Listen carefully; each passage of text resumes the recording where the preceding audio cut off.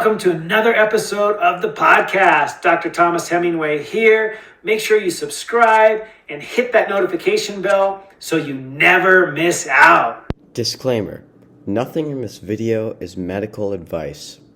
This video is for educational and entertainment purposes only.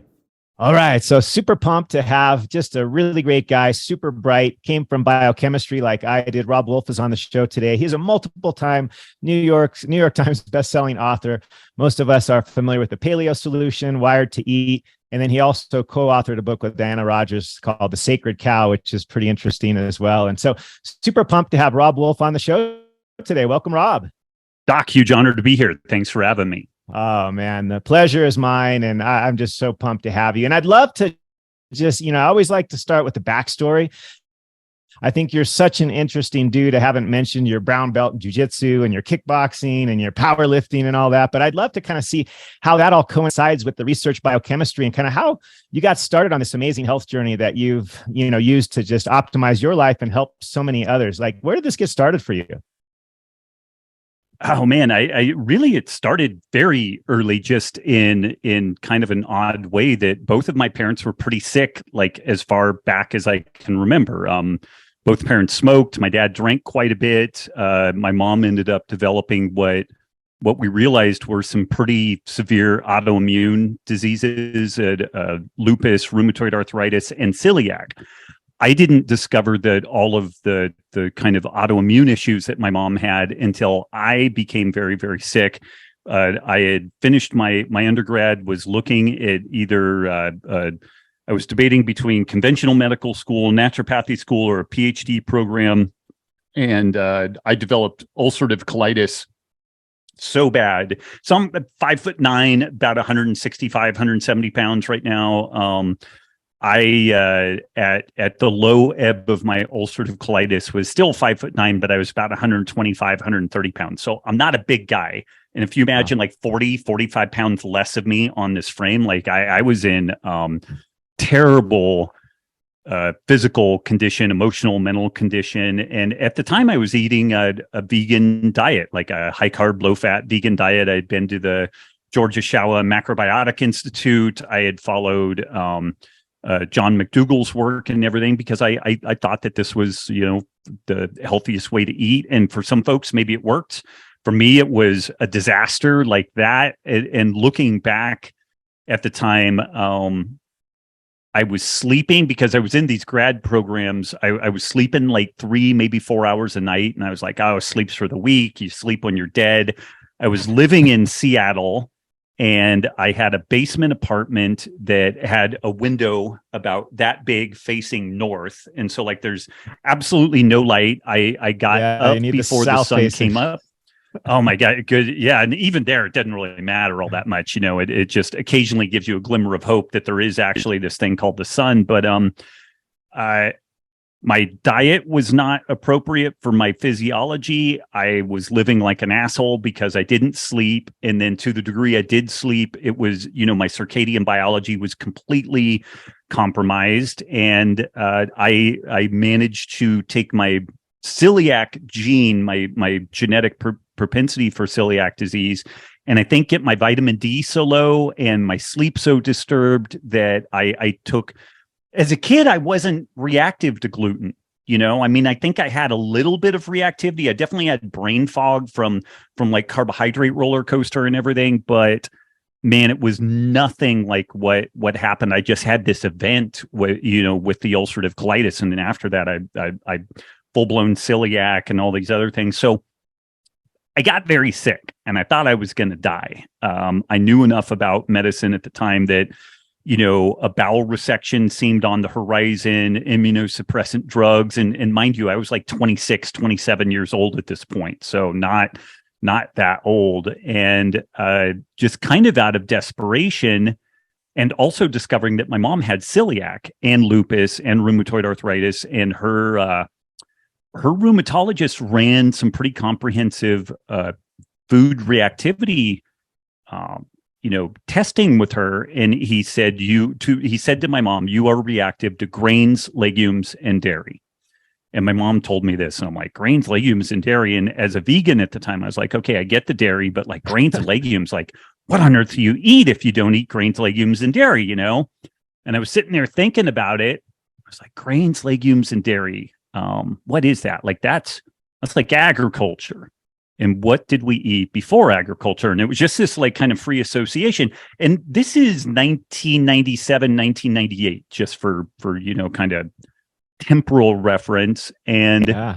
I was kind of like, oh, I've heard of this thing called a paleo diet. I don't know where it's just this notion about eating the way our hunter-gatherer ancestors had eaten.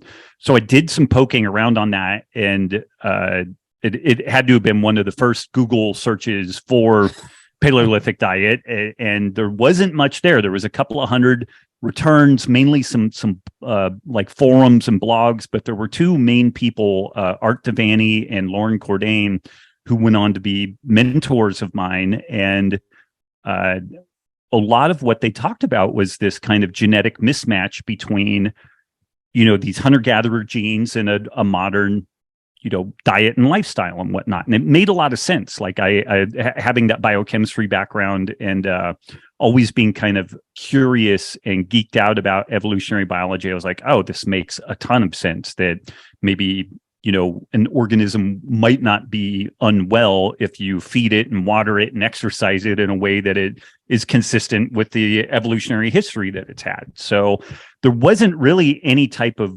book. Lauren's book at this point was maybe about 5 years in the future. The Paleo Diet that was published in 2001. And so the closest thing that I could find at that time was an Atkins book, interestingly. And it was like an Atkins, new revolution. But what was interesting, it talked a ton about like gut issues, autoimmune issues, celiac, like Atkins really doesn't get quite the credit the guy deserves for being much more than just like a low carb diet advocate and everything. And he was also very reasonable about it. It was adequate protein in the beginning.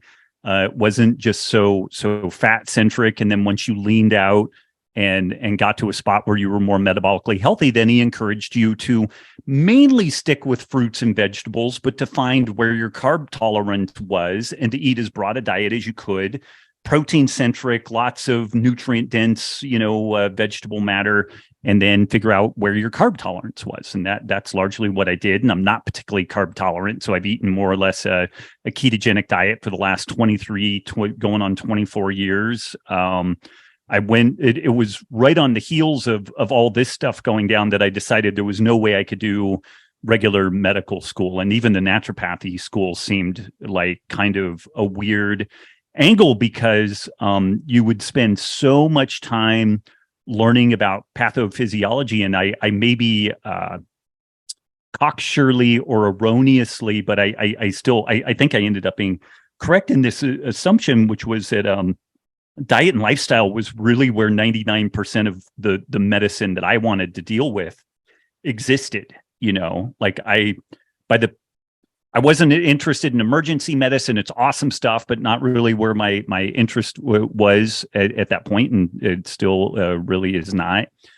And I just couldn't imagine doing another 6-8 years of school just to finally get to a spot where I would be allocated maybe 15 minutes a person to try to deal with these really complex health issues and everything. So I was 5 to 7 minutes. Okay. Yeah. Well, I mean, again, this is 20 years ago, so it's, it's whittled down from that. And I was still working at the Fred Hutch Cancer Research Center doing benchtop research, basically looking at the lipid profiles of folks like in the Nurses Health Study and basically taking red blood cells, esterifying the fatty acids in the red blood cells so that I could run it through a GC mass spectrometer and pump that data somewhere else. It's very, basic science research type stuff, but it afforded me the opportunity to still spend an inordinate amount of time online poking around. And I found this weird workout online around 2000, 2001 called CrossFit. And they had some weird links to, or cool links to paleo diet type stuff and Atkins and everything. The workouts to me looked ridiculous because I came from a powerlifting background and everything. So like running 400 meters and doing, 25 barbell snatches with 70 pounds just seemed ridiculous. I had not tried it yet. But I told my friends about it, Dave Warner and this guy, Nick Nibbler. And Dave is a retired Navy SEAL. Nick was a retired Marine Corps officer. And I didn't see those guys for like a month. And then when I saw them again, both of them, like their necks were bigger and they looked just thicker. And I'm like, what have you guys been doing? I'm like, oh, we're doing that CrossFit stuff. So we converted Dave's garage into a gym. And we started meeting there to work out. And then we started telling some coworkers about it. And within like 6 months, we had 15 or 20 people that we were training in this space. And I reached out to Greg and Lauren Glassman, the founders of CrossFit, and said, hey, Nick and Dave and I would like to open a gym. We'd like to call it CrossFit. Can we do that? And they were like, yes, go be Achieve. And so that ended up being the first CrossFit affiliate gym in the world, CrossFit North. And then I had an opportunity to move back down to Chico, California, where I did my undergrad, and they have things like the sun and heat and warmth there. And so I left Seattle to open up a gym down there. And that was the fourth CrossFit affiliate, CrossFit NorCal Strength and Conditioning. And that's where I kind of plugged into this whole scene. I worked in and out of CrossFit for a long time. We had our own brick and mortar gym. I ended up traveling all around the world doing these nutrition seminars, which is where I really put together all the material for my first book, The Paleo Solution. It started as a pre-seminar guide for people to read so that we could kind of hit the ground running and really cover a lot of material, but it just kept getting bigger and bigger. And then a friend of mine who was in the publishing industry, he attended the seminar that I was providing at that time. He's like, dude, you have almost a whole book here. If we just spit polish this thing up, you would be good to go. And I had a pretty big following, relative for the internet at that time. So I managed to get a New York Times bestseller out of it. And I guess kind of the rest is history. But, that's 23 years of tinkering, with this stuff is the broad overview of what I just described there. Yeah, no, the tinkering is cool because as you know, in the biochemistry world, you do lots of tinkering. A lot of it is pretty rote and pretty repetitive, but you got to ask the questions. And that's the thing I like about you is you're always curious. And I think for me, that's been the thing that's helped me so much in my life is just to maintain that curiosity, because if you're not asking the questions, you're definitely not going to find the answers. You got to, a lot of people, they just take what's out there and they, either take it as gospel or they take it as obvious falsehood and they just go with it and they never question anything. And right. So having that inquisitive mind and just going out and looking and searching, and you were back in the day where we didn't have the robust, PubMeds of the world and the data that was so easy to access. You were kind of in the beginning of all that. And, your initial book was what did it about come out almost 20 years ago, the Paleo Solution? 2010, like that? so 12. Oh, okay. Yeah. So 12 years ago, but still that's quite a while ago. Yep. And, so yeah, you were kind of on the forefront of all this. And so where did the bodybuilding, the strength, part, was that before you got really sick that you were into the powerlifting, or when was all that? That was before that. Yeah. And that was kind of an interesting, it was an interesting thing to watch. So I had a youth sports injury playing football. I had a bruised spine and a whiplash, pretty severe. Like I ended up with full body paralysis for like 2 days after that, and then started recovering. And I still have a little bit of nerve stuff on my left side because it was like a front impact here and crunch there. And to rehab from that, I got plugged into a little bit of physical therapy, but the physical therapist was like, it told my parents, your son's, active and athletic, he should start lifting weights and they should do some real emphasis on like his neck conditioning and whatnot. So, interestingly, I got plugged into a couple of world champion powerlifters, this guy, Danny Thurman, and another guy, Rich Wood. Danny is still active in powerlifting. He, at 165 pounds, has had nearly a 500-pound bench press and stuff like that, like just phenomenal numbers, really elite stuff. And I was just this Bambi-legged kid at like 14 years old, I think, the first time I tried squatting with a bar. Like the guy had to pick the bar up off me because I just like fell on my back, just so it was such an odd movement compared to what I had ever done prior to that. But these guys kind of took me under their wing, and it was maybe 3 years of training. And my first powerlifting competition, I had a 500-pound squat, 500-pound deadlift, and a 300-pound bench.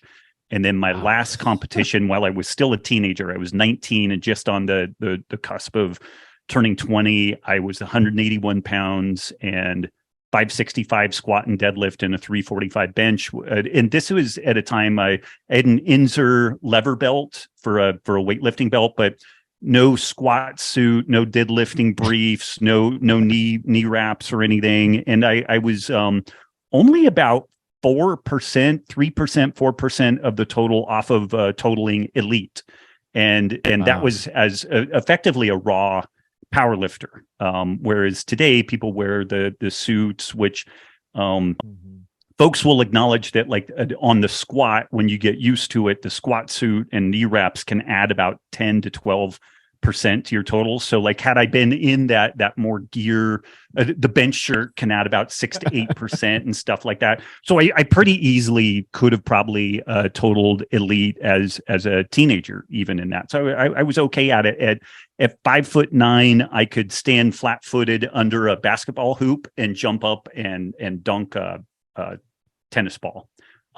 If you asked me to dribble towards the thing and do anything, there was no hope of that happening. But yeah, I had, even on my genetic screening, I'm a little bit fast twitch dominant. So like I had a little predilection with that. And then because of the geared nature of powerlifting, like the bench shirts, the squat suits and everything, it just seemed kind of weird to me. I'm like, so I'm going to wear like a triple ply canvas shirt that makes my arms cross like this so that I've got like this spring back thing. And people will argue on and on and on about whether this is legit or not legit. But for me, I just completely lost interest in it. And it was when I moved down to Southern California, I got into Thai boxing, and I actually had my first exposure to Brazilian Jiu-Jitsu around 1993. But it was I was close to getting my Thai boxing instructor certification,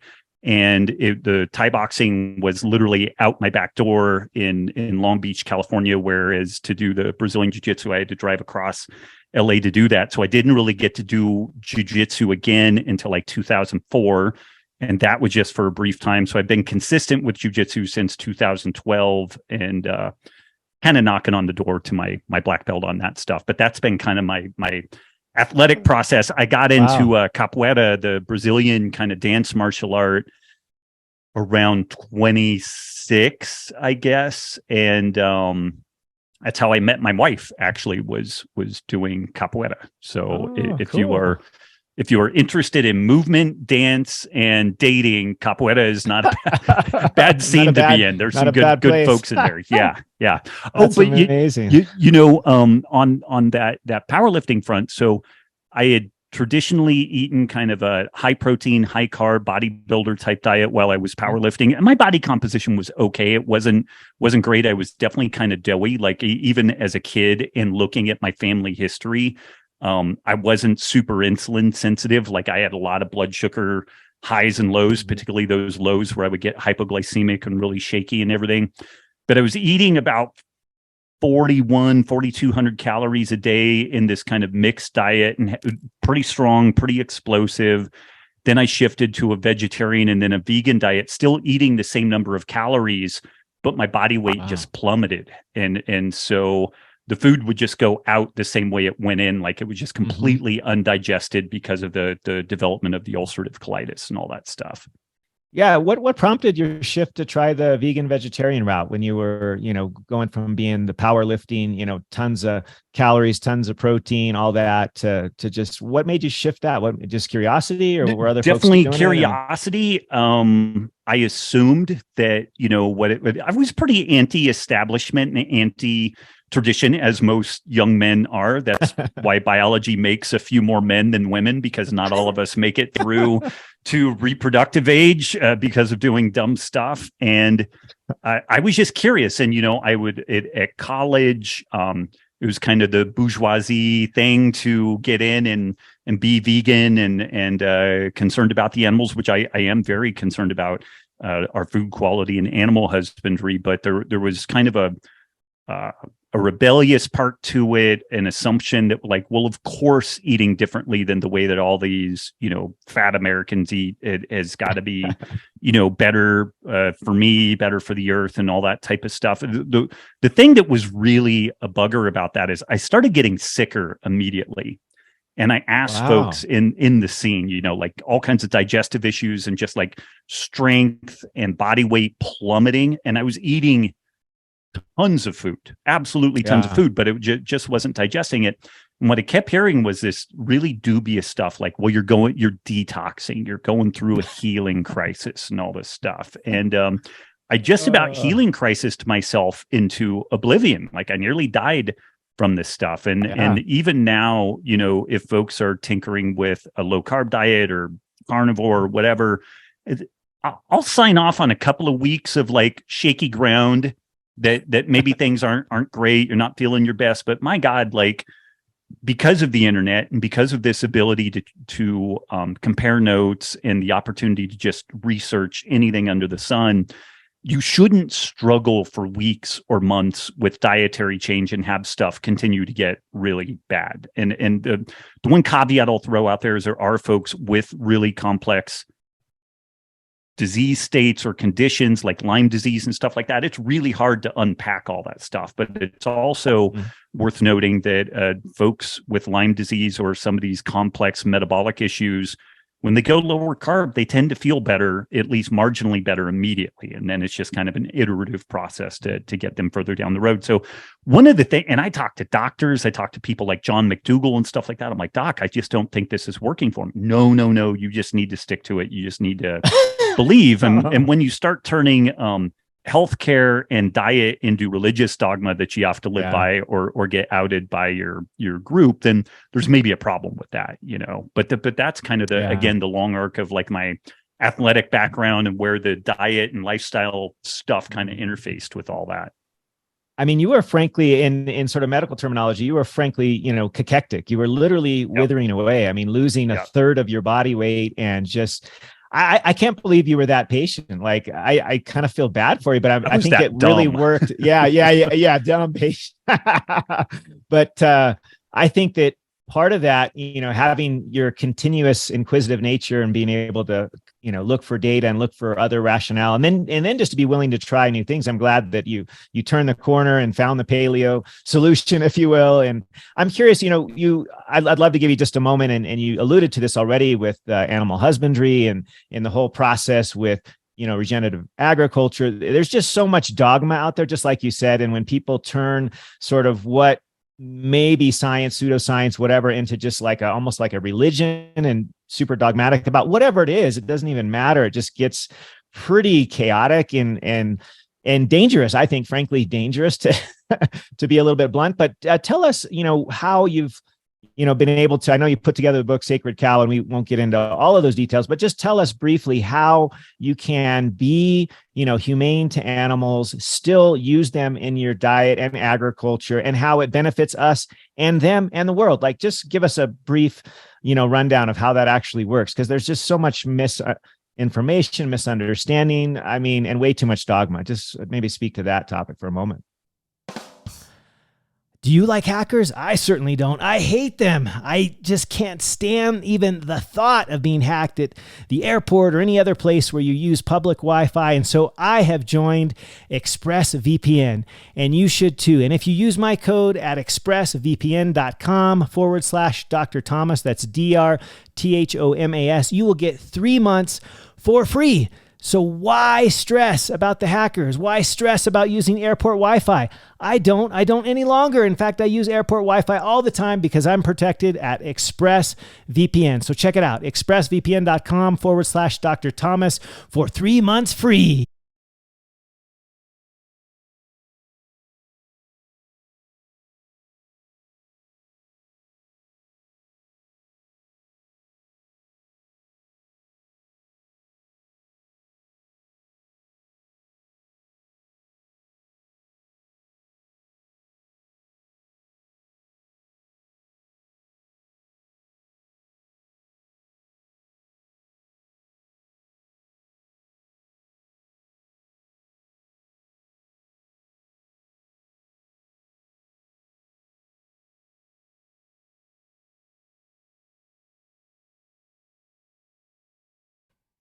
Yeah, I mean, one of the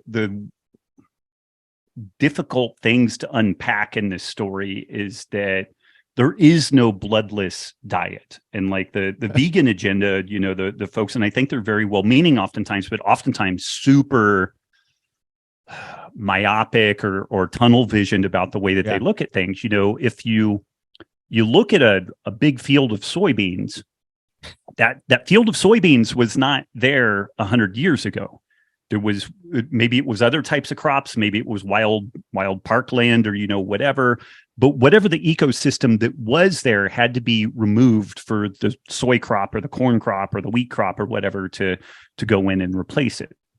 And then each year when you plant, you plow the field, you try to eradicate different types of pests, and this ranges from microbes like bacteria and fungus all the way up to small, medium, large mammals, on and on and on. When the plants are growing, you have to apply pesticides and herbicides that also kill lots and lots of critters. Then when you harvest them, this is when the real massacre happens. There even despite all the pesticides and herbicides and everything, there's still lots of critters living in these monocropped areas, and they get at least displaced and more likely killed in the process of harvesting all this stuff. Then we have to take these soybeans, corn kernels, rice kernels, and store them somewhere.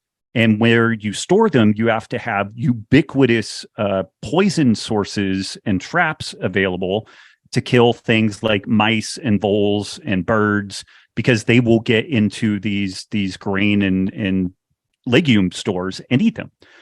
So when you eat your tofu thing or your chickpeas or whatever, there may not be a hunk of meat on your plate, but when people say that I'm doing this for humane reasons, it is not a bloodless process. And there's actually been some great analysis applied to how many animals are killed if we eat a cow for food. What are the ecosystem, implications there, versus like a mouse and a cow are different in size, but in complexity and neurological functioning and whatnot, they're very similar. They're both mammals. They're actually quite similar. And so when you look at a life by life basis, the vegan centric row crop model kills arguably more animals than if we were to shift to mainly pasture based production of meat. Chicken and pork is kind of a different topic, and we could talk about it today, or we could talk about it some other time, but it really is kind of a different topic. And that we would arguably kill fewer animals in a process like that.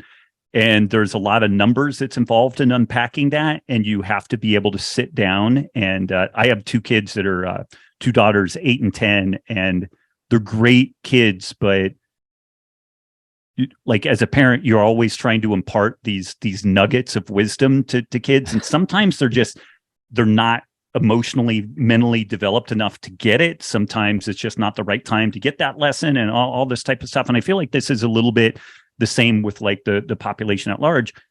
A lot of people tend to make decisions off of pure emotion. Like they feel this emotion, and I acknowledge that. But the thing is that the world is oftentimes way more complex than what we give it credit for.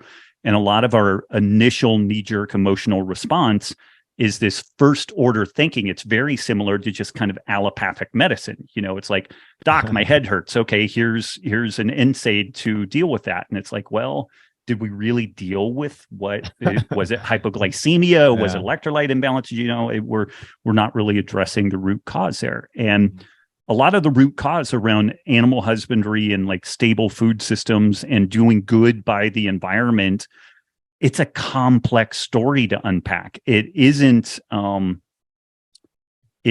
this wonderful elevator pitch thing that kind of the plant-based vegan folks have. They'll tell you, if you go vegan, you'll be skinny and live forever. You'll save the planet. You'll be morally superior, on and on and on. Whereas I've been floundering around for the better part of 10 minutes to try to just do a superficial treatment of this regenerative ag topic. Like each one of these things. It's kind of an asymmetric warfare. The vegan folks will say meat causes cancer, and it's like they throw a hand grenade over the fence. And what you have to do to respond to that is a mini PhD thesis in, well, does meat really cause cancer? You know, and you have to unpack all this literature and what's the quality of the data that they're trying to put forward, like food frequency questionnaires and stuff like that. Yeah. They'll throw another one over the thing, cows produce more methane than any other source, and they throw it over the fence.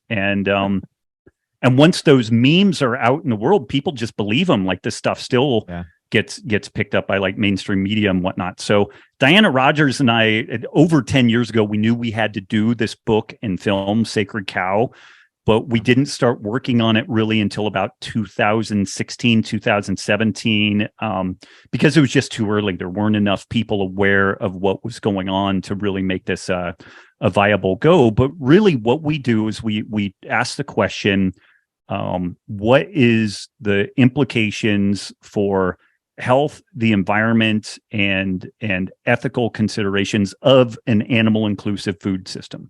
And we try to get in and look at every take on this. Whether people will say cows take up too much land. Boom, we'll throw that thing out there and we're like, okay, let's talk about this. What does that really mean? Like, what is the land that they are taking up? Well, it's grasslands.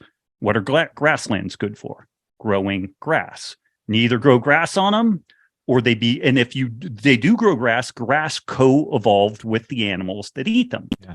And they also co-evolved with fire also, which is a whole other thing, with like proper fire, management. And, some things should probably be burned and other things should be, intervened on. But if you don't allow ruminants to eat grasses, then you end up with a desertified areas there's a really amazing movie. It's from the 1940s called The Ocean of Grass.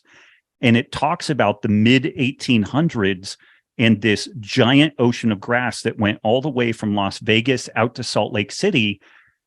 And that used to be grassland, and it's now desert. Wow. Because it was overgrazed. And we put up fencing everywhere that disrupted the normal migratory patterns of like bison and elk and different animals. And so you can overgraze an area, you can undergraze an area.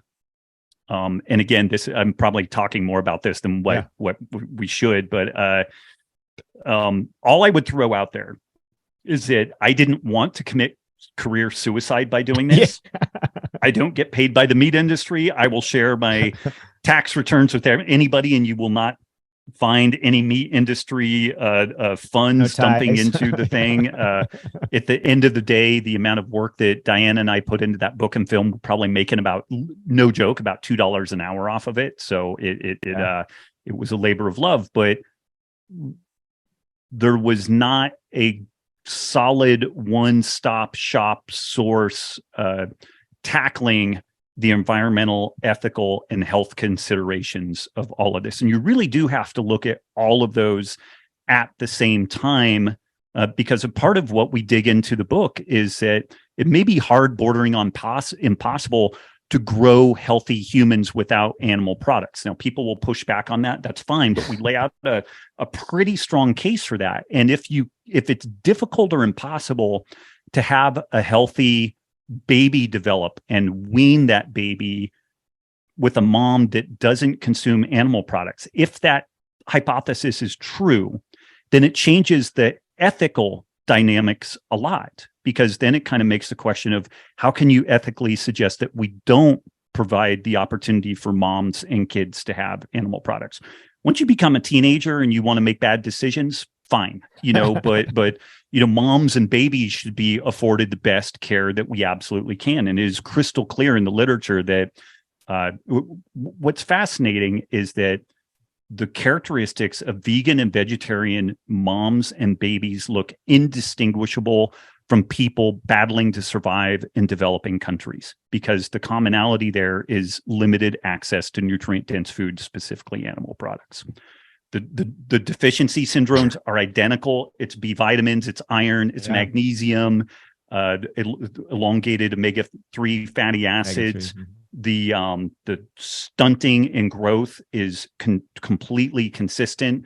a loss of height, a loss of IQ, a loss of mental acuity, increased susceptibility to respiratory viruses and infectious disease. So yeah, it's a lot. Sorry, I know I'm just like going all over the place, but it's a lot to unpack. But this is why we covered the health, environmental, and ethical considerations of a meat inclusive food system, because when you really get in and unpack the health topic, and then there's the possibility we throw out there, I'm suggesting that it may be impossible to have a globally networked food system that doesn't have animal products, because there's no way to regenerate the soil. It's well understood that our modern row crop food system is destroying and degrading our topsoil.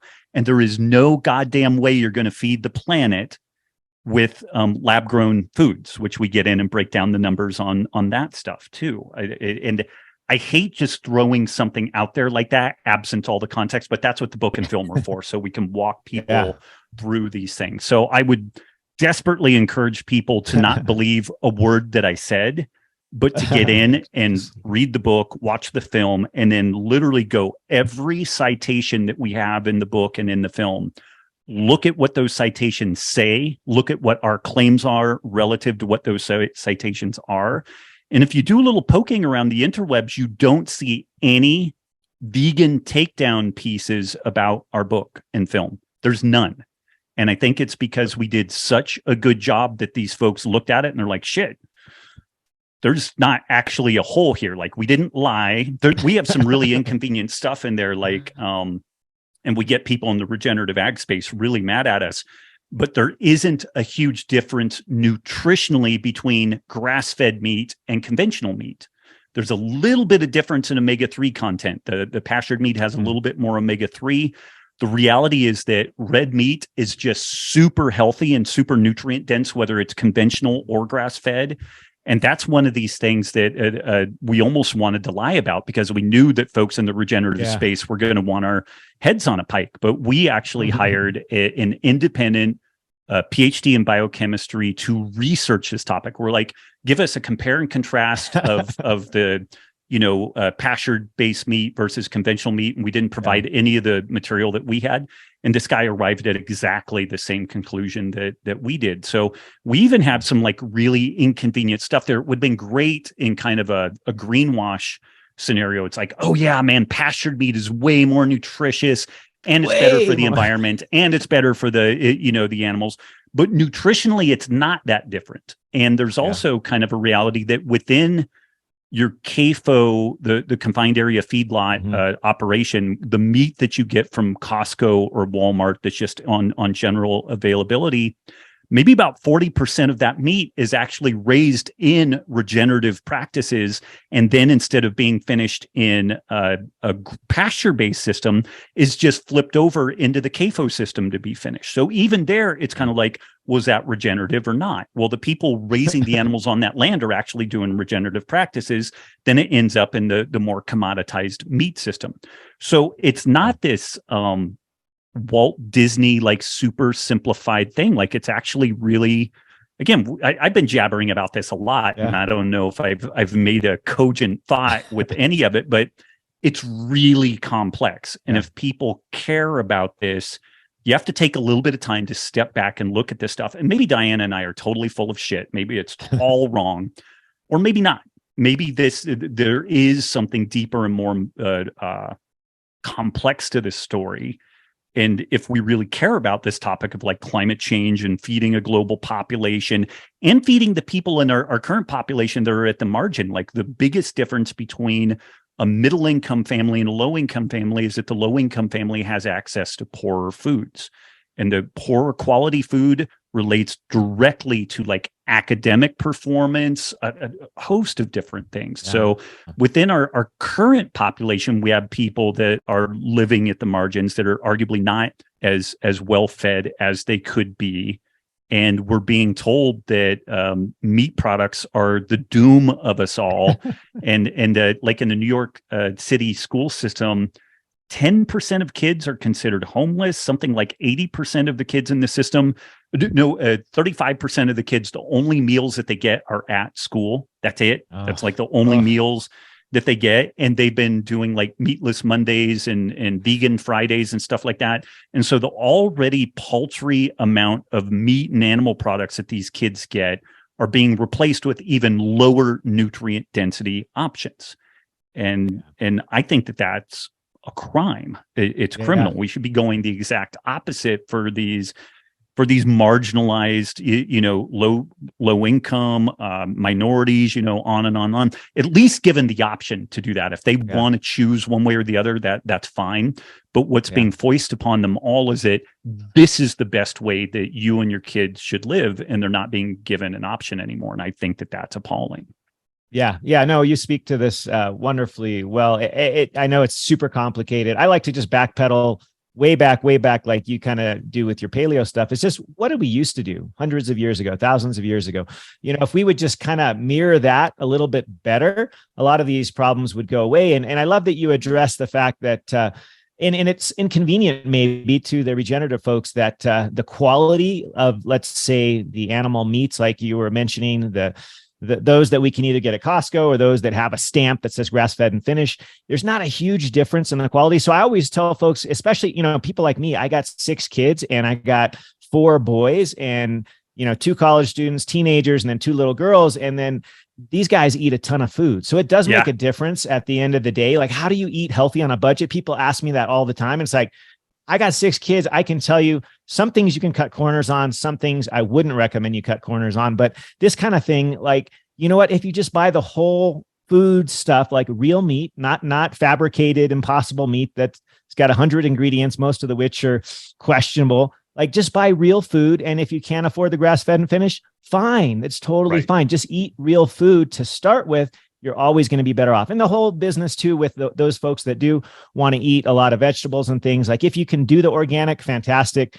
I commend you. There's certain areas that you don't want to cut corners, like the berries and such that are so laden with pesticides. You definitely want to shoot for organic there. And, people can go to the ewg.org and get access to the Dirty Dozen and the Clean 15 and stuff like that. And so it can be pretty simple, although there's so much out there. It can be really, really complicated. But I think just for the folks at home, like, don't make it like Rob and I make it here sometimes when we try to share all this data and it seems so just complex and challenging and there's just so many nuances to all this. It doesn't have to be. If you just kind of turn the clock back a couple hundred years, think of what your great grandparents ate. I mean, I don't know about you, Rob, but my grandmother, like she was just kind of a real simple minded gal. She grew up on a farm and she told me when I was a young kid, she's like, hey, a couple of things you just got to know. Number one, you are what you eat.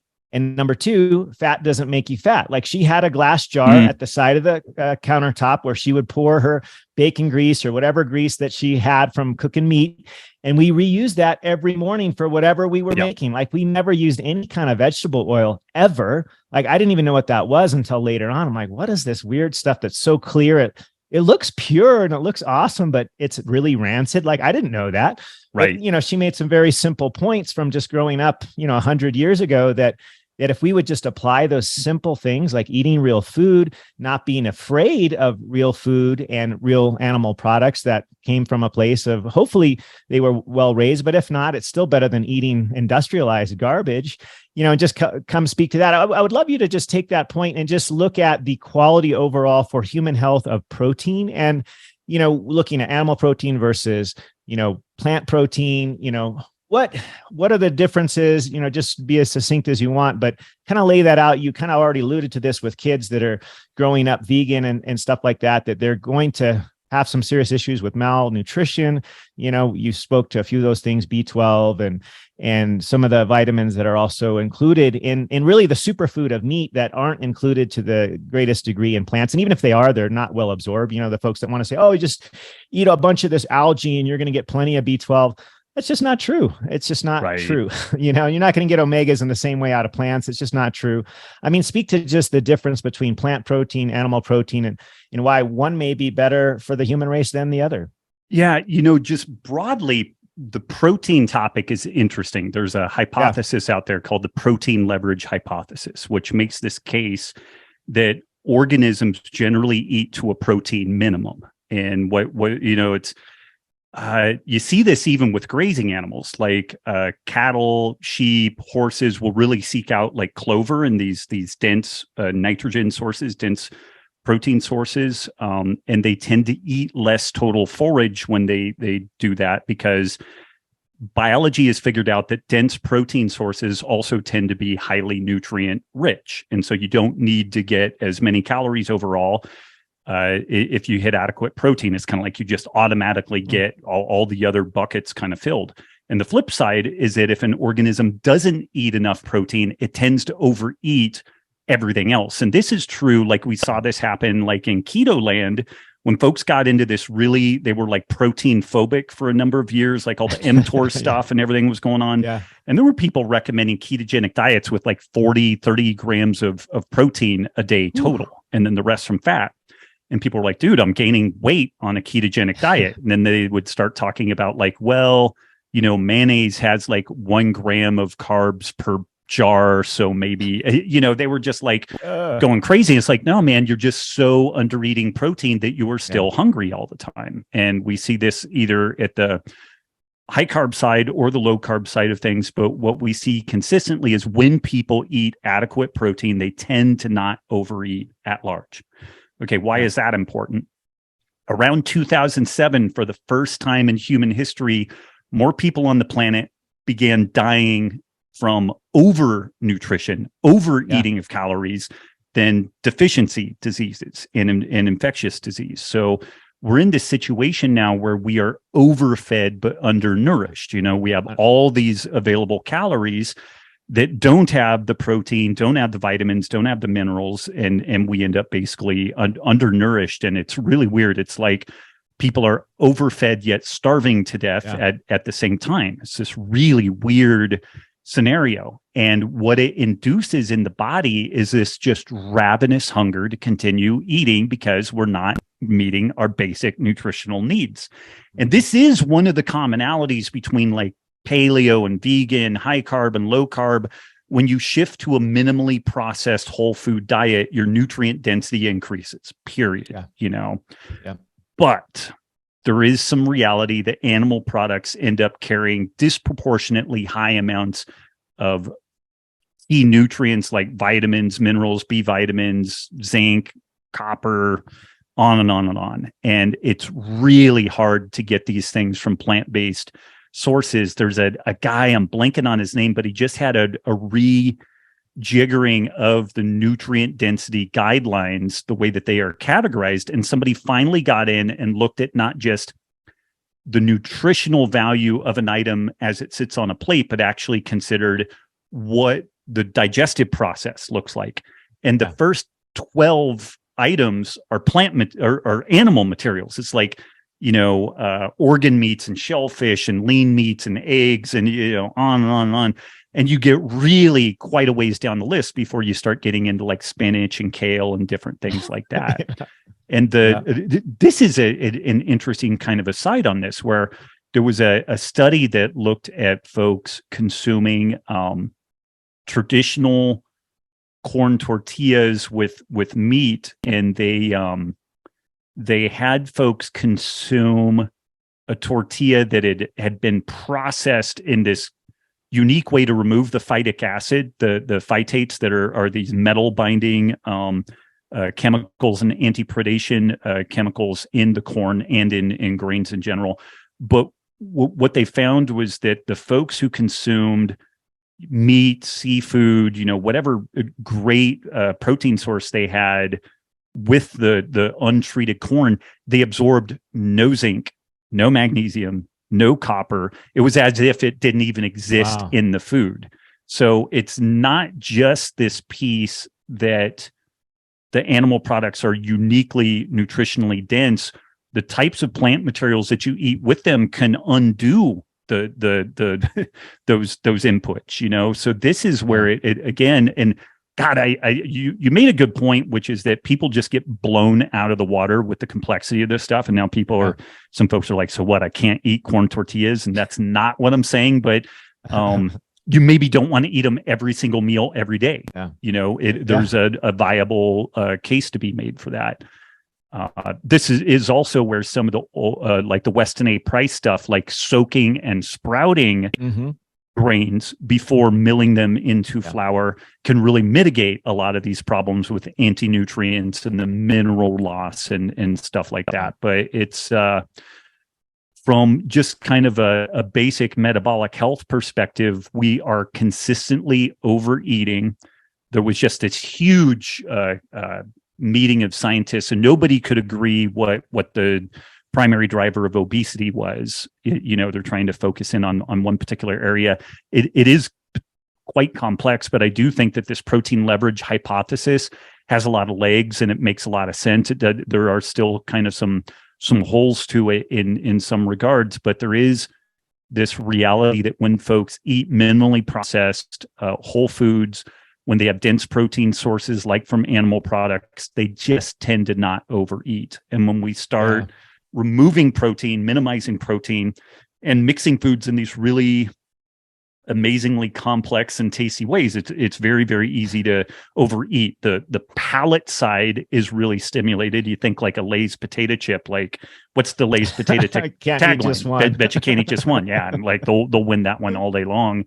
And then there's also the reality that when those foods displace nutrient dense foods, then we're just hungry all the time because our body knows that we have not reached adequate nutrition. So it goads us to eat more and more and more. And before the pandemic, there was a study, it's maybe about 6 years old now, that suggested that 12% of Americans are metabolically healthy. And after the pandemic, that dropped by 50%. It's now 7% of Americans are considered to be metabolically healthy, which was the one modifiable risk factor that was presented within the whole of COVID. We had age and metabolic health as these two primary risk factors, and 50, because of the demands of the pandemic and a host of other issues, we only have 7% of people that are considered metabolically healthy by modern standards. So wow. No, it's a lot to unpack, but I think what you kind of spoke to earlier really goes back to the simplicity that really could be if you just look to whole and just real food, single ingredient foods. I like to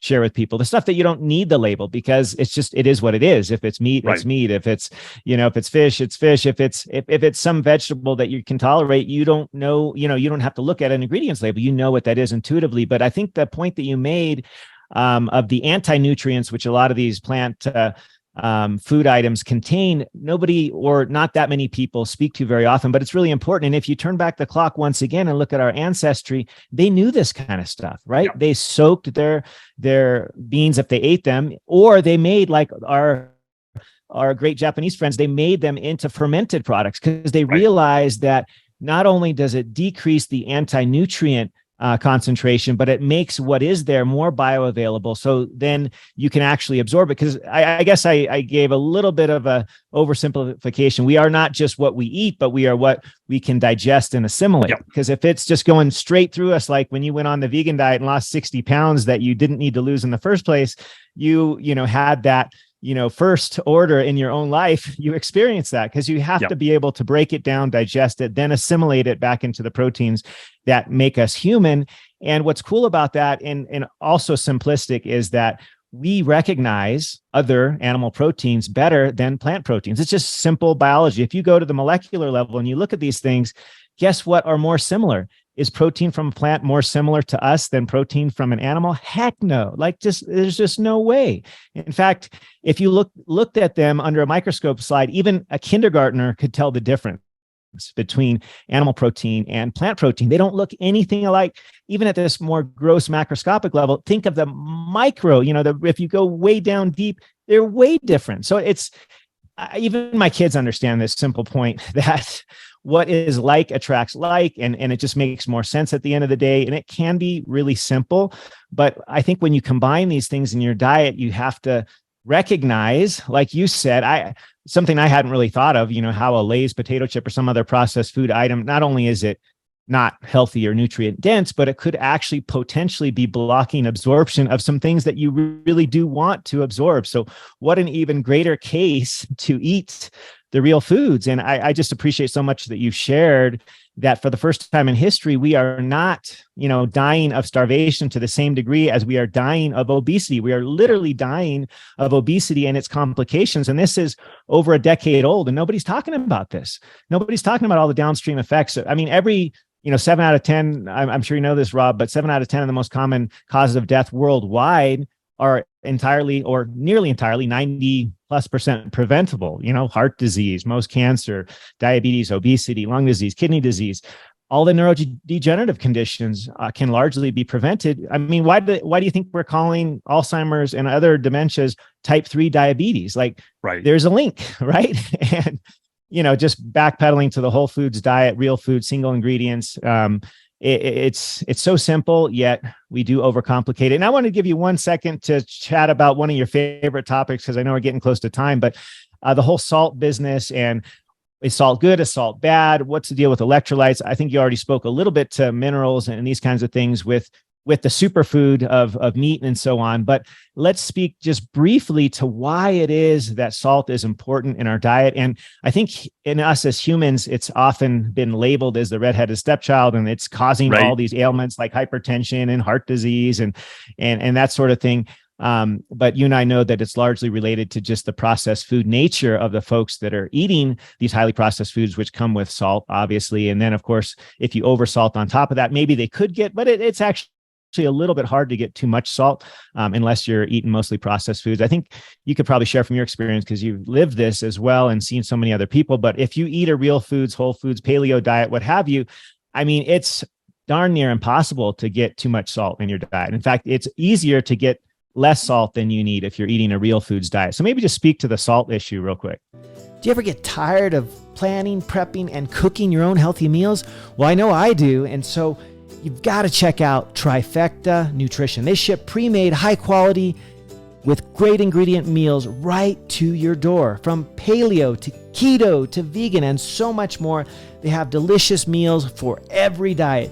You got to go over there to trifectanutrition.com and check out the code Dr. Thomas, DrThomas, for 40% off at checkout. So trifectanutrition.com and use the code DrThomas at checkout and get yourself 40% off. I hope you'll enjoy it as I do. Aloha. Yeah, I mean, you actually nailed it. I'd be hard to improve on that. About 80 to 85% of the sodium that folks consume in westernized countries comes from processed food. Yeah.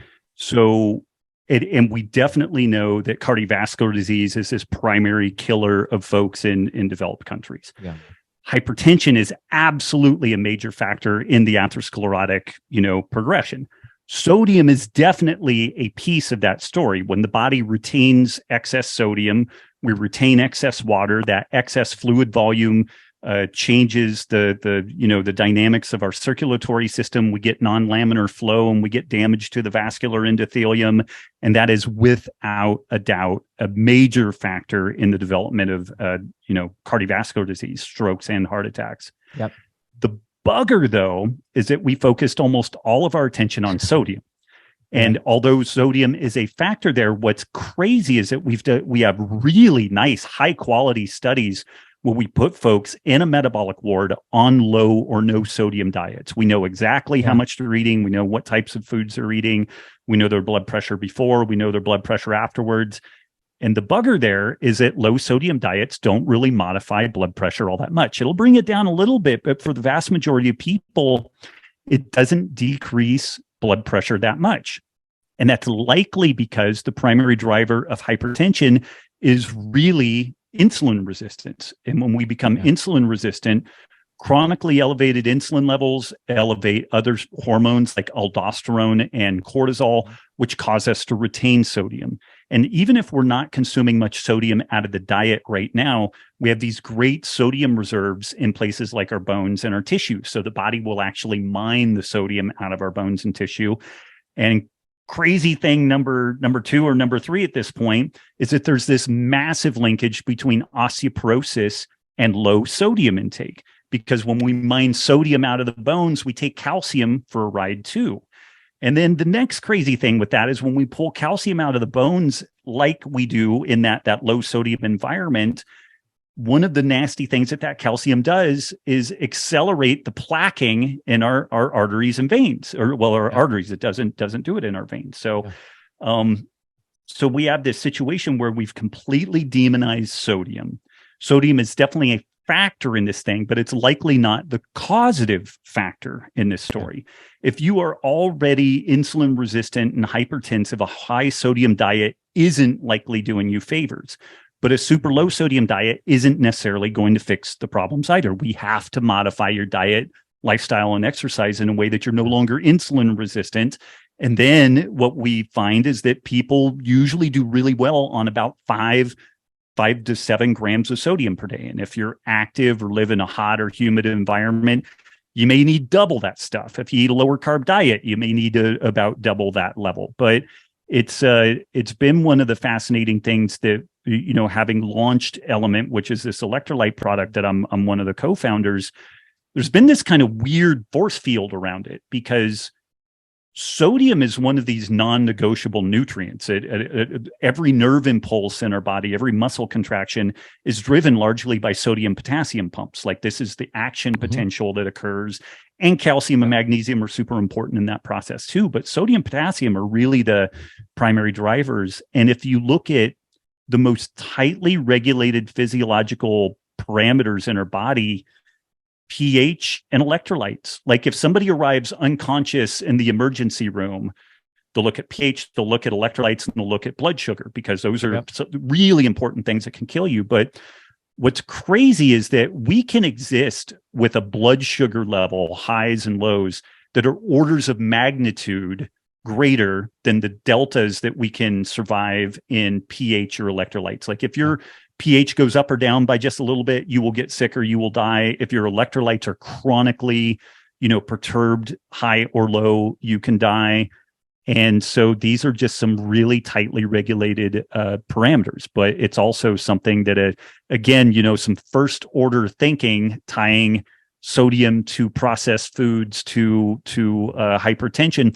There's definitely linkage there. There's definitely a case. Like we probably should eat less processed foods without a doubt. But the bugger again is that when people shift away from processed foods, and this is true whether it's paleo or vegan or what have you, they tend to eat less total food. Their insulin sensitivity tends to improve.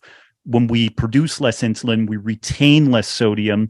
And this is likely one of the reasons why traditional foods, traditional cuisines, have these kind of side accompanying items that are very sodium dense. You think about like chutneys in Indian food, antipasta plates in Italian and Mediterranean foods, miso and different fermented vegetables and like Japanese and different Asian cuisine. So the main meals traditionally usually weren't that salty, but they had high salt accompanying items that would help kind of balance that stuff out. And people would tend to eat to satiety with these, minimally processed foods. And their health was arguably much, much better than what ours is currently, all other things being equal.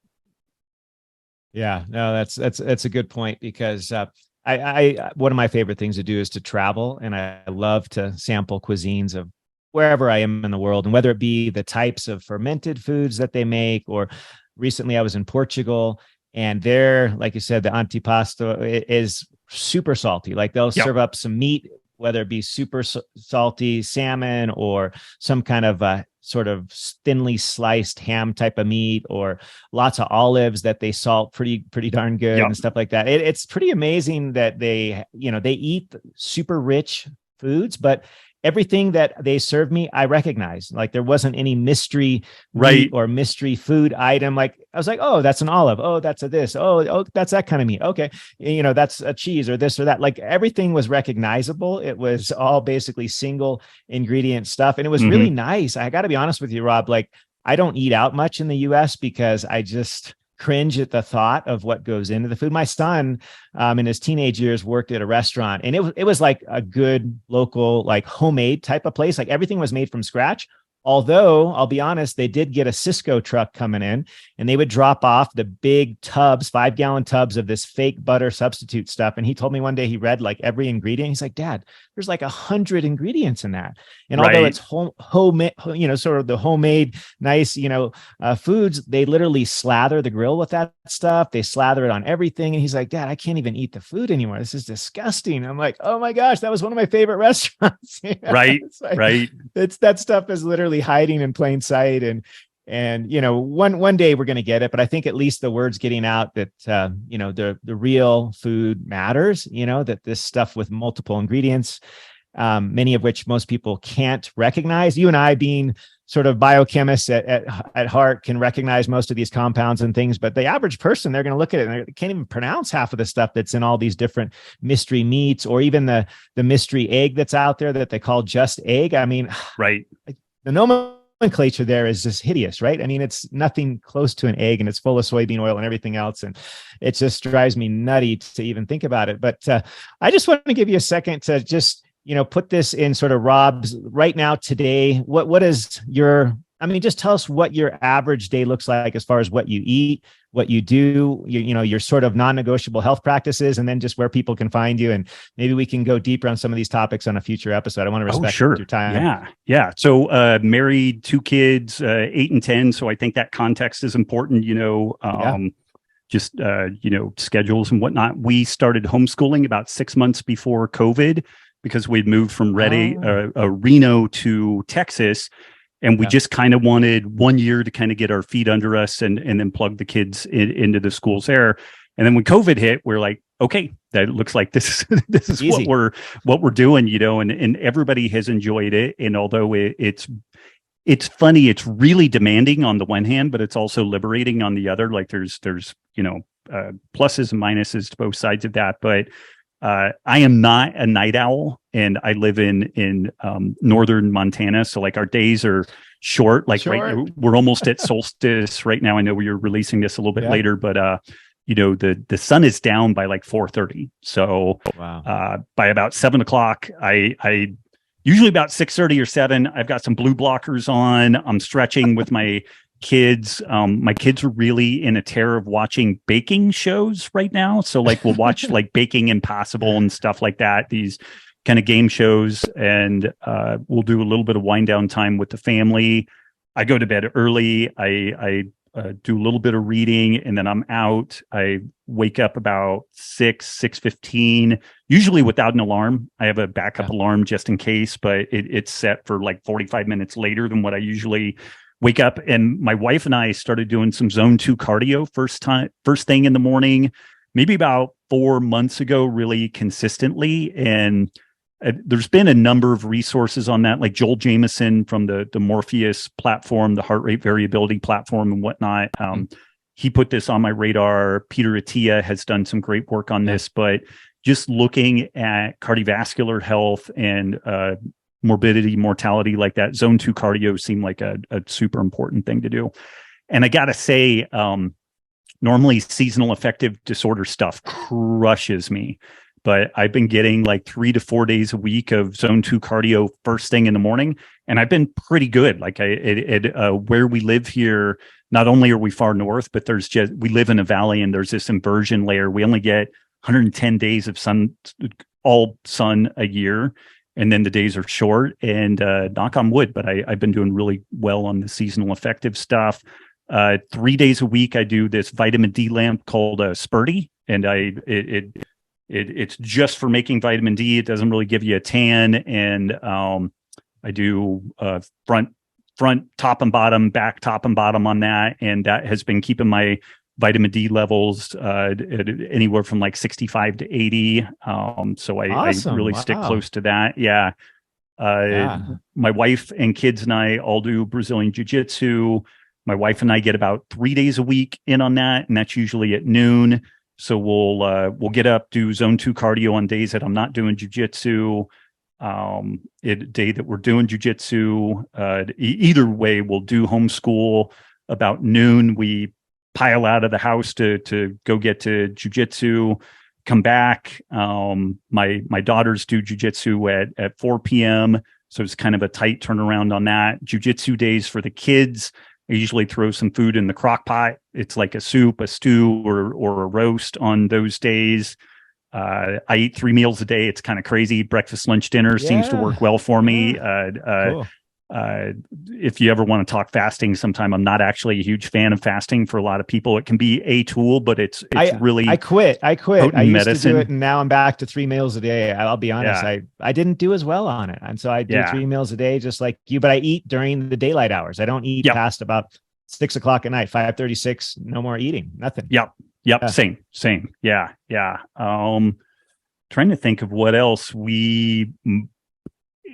I don't know, 90% of the food that we eat is home cooked. We eat out occasionally. It's kind of funny. There was a really cool little restaurant, kind of sounds like what you were describing with your son, that was close to us. We live out in a very rural area. And so it's about a 40-minute drive to get to a restaurant, 25 to 40 minutes, depending on where we go. Wow. There was one about 12 minutes away, but it closed. And so when it closed, like, we just quit going out to eat for the most part. Maybe once every couple of weeks we'll go out to eat. I have celiac, so I have to be really extra careful in dealing with that stuff. I noticed both with my daughters, one daughter is very much like my wife. She is very carb tolerant. One is very much like me, not particularly carb tolerant, and will get on blood sugar roller coasters. So we have to kind of watch her a little bit more. Man, I don't know. I could jabber on and on with that stuff. Great. But that's kind of the I love to hear just sort of the average day in the life, and mine's not a lot different than that. Like I mentioned, I went back to 3 meals a day, and I don't eat my first meal when I roll out of bed. I'm like you. I do some sort of physical activity, whatever that is, depending on where I am in the world. If it's Hawaii, I'm going surfing every morning. For example, if I'm in the mountains, I'll get up, do a couple of ski laps or a walk or something like that before I eat anything. But I'm back to 3 meals a day, and I feel much better. And the thing that for me, I was noticing, Rob, and I think we're about the same age. I turned 50 next year. I just noticed that my last decade, like the whole fasting thing wasn't working for me that much. I wasn't, as energized. I was feeling like I was losing some muscle mass, and I'm big on protein like you. My first meal of the day has tons of protein. And for all those folks that want to lose weight, actually, there's a lot of data behind that. If you start your first meal of the day packed with protein, just like Rob said, your satiety levels go up, and you're not going to feel the need to just consume all day long. I mean, protein is so powerful, so important. And so whatever time that is for you, I always recommend you start your day with protein, whether that's breakfast, whether that's lunch, whatever works best for you. And I think, Rob, you've been very, just what you've shared has been really great to hear, because some people out there just feel like, all the folks in this sphere are so dogmatic on one thing or another. And you seem pretty relaxed about it all, because I really feel like everybody is a little bit different. You can tune things to your own body, as long as you start with the basics, right? Real food is number one. And then obviously move your body, manage your sleep, which is paramount. I was like you too. I used to love the Cure song, Sleep When You're Dead. As a physician, it was kind of like, sleep is for the wusses out there. Like, I don't need to sleep, I'm missing something if I'm sleeping, and I sleep 8 hours, almost 8 hours a night now. And it's amazing. And when I don't get it, my wife will let you know. She'll be like, oh my gosh, you're so cranky today. You must not have slept last night. Right. So it's the little things. It's the little things. And so I appreciate that you sort of echo that, and that you're doing it in real life. You got a couple of kids, and the girls, I don't know. I got 2 girls myself. I don't know. They're not quite teenagers yet, but I feel like they're a little bit more challenging than the boys, at least when they're, in their younger years. It probably will flip flop. I'm sure I'll eat my words here in a couple more years, but it's great to hear that you're doing this with kids, and it's working, and all that good stuff. So just tell us where folks can follow you, how they can find you, how they can get your LMNT, all that good stuff.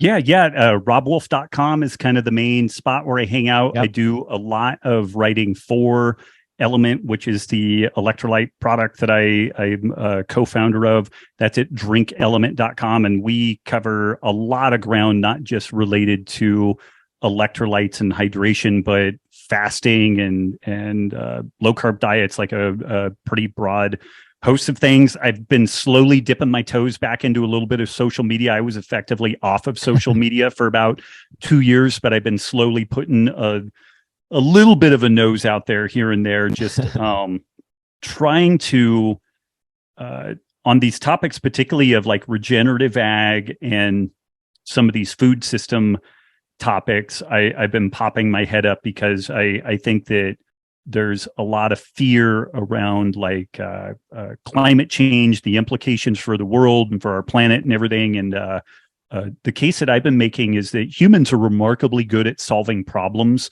so long as we have good access to information and we have an opportunity to really argue and debate things in an open and transparent way. Then we usually do a pretty good job of getting to a decent solution. And so I've been popping my head up a little bit more to try to get folks to think about these things in a nuanced, complex way and just have a discussion around it and be okay with the reality that folks are having a discussion. I think a lot of the sentiment of the science is settled, like that's what got me into the disastrous state that I had my health, because I thought, oh man, a vegan diet is it. And I'm sure that a vegan diet works great for some folks.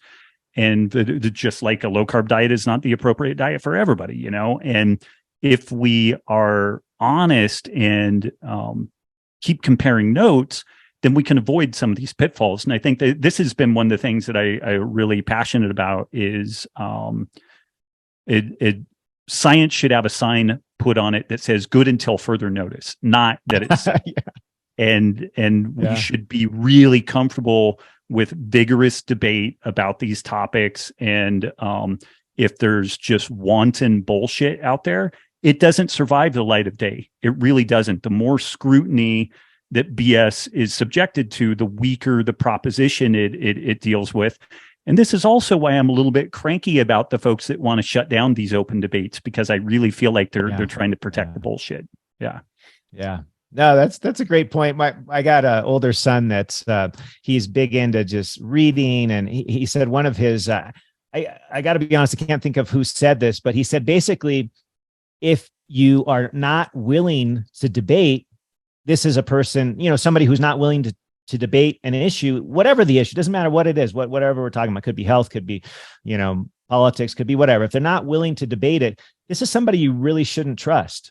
Like, honestly, you got to be willing to not only ask the questions yourself, but to allow others to ask the questions. We have to be inquisitive. We have to be, continuing. I love that until further notice. That should be something that is taught in medical school. They always give that quote at the end. We've taught you all these amazing things, only half of which, are true. At least, every year, many of these things that we thought were gospel, so to speak, have been debunked, and we just can't tell you which half, right? It's kind of a joke, but science is evolving, it's changing. You got to keep asking questions. And that's why I love folks like you that are not afraid of asking the questions, not afraid of a good, healthy debate. I think debate is good. It's productive. It's good to get all the information out there.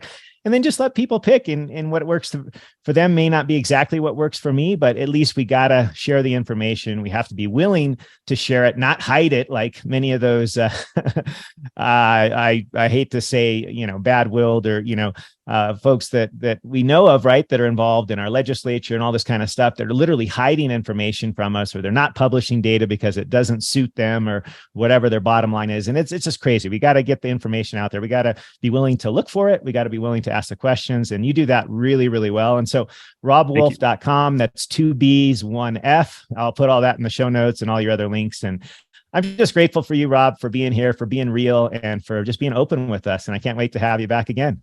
I huge honor, Doc. Thank you. Awesome. Until next time, everybody, Robb Wolf, robbwolf.com. I hope you enjoyed this episode of the podcast. Please make sure you hit the subscribe button and the notification bell so you never miss out on any future episode. And I'd love to hear your comments and feedback. If there's any topic you'd love to hear about, you're dying to know, burning questions, please comment below and let me know what future topics are of interest to you.